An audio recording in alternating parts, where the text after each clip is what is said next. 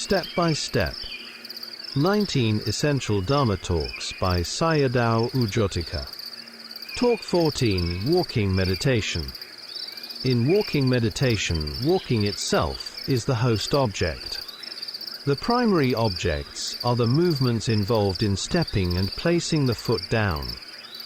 The Buddha explained walking meditation by dividing it into 6 parts, although some traditions contemplate it in 3 parts: lifting, stepping, and putting down.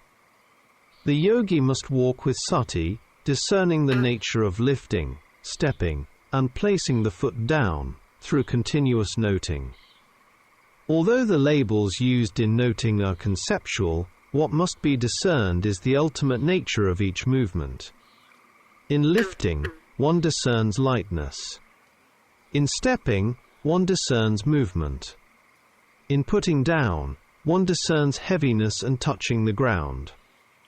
During walking meditation, these 3 characteristics, lightness, movement, and touch, serve as the host primary objects.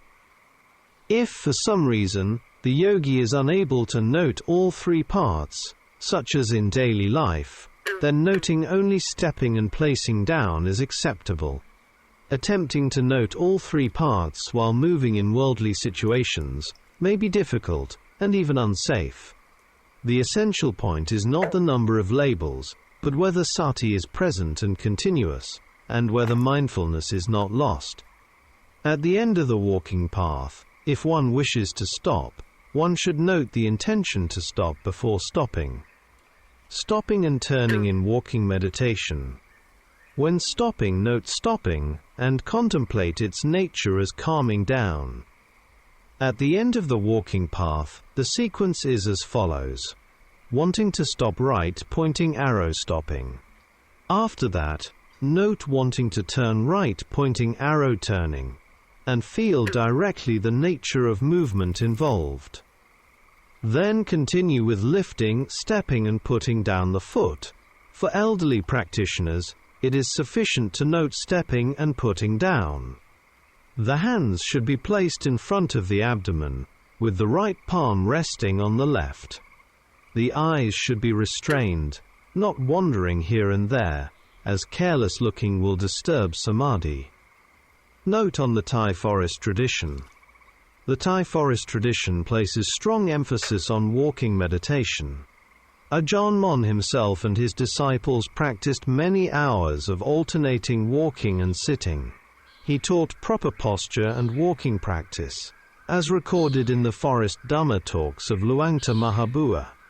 Ajahn Mun also emphasized that what he taught was the same as in the Buddha's time.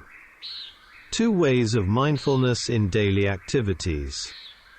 There are 2 approaches to mindfulness in movements and activities of daily life.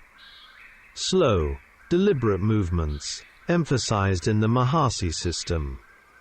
These may appear awkward to some, but they are extremely effective for developing detailed mindfulness, especially when one is alone.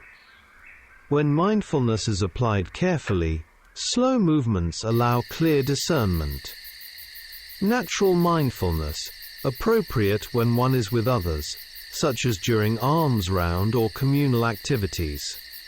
Mindfulness has a natural beauty. Some enlightened monks embodied this beauty naturally in their deportment, such as Basain Migadayone Sayadaw Usumanakara, 1832 to 1921.